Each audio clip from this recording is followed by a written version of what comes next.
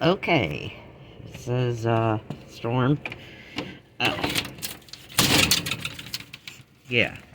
Can barely get out. It is snowing quite a bit. Very slippery.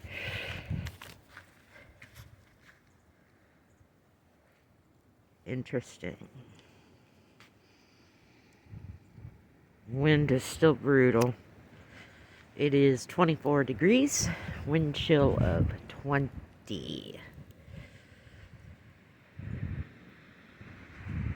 And there's already about 7,000 people without power. I don't have much faith that I'll have power much longer.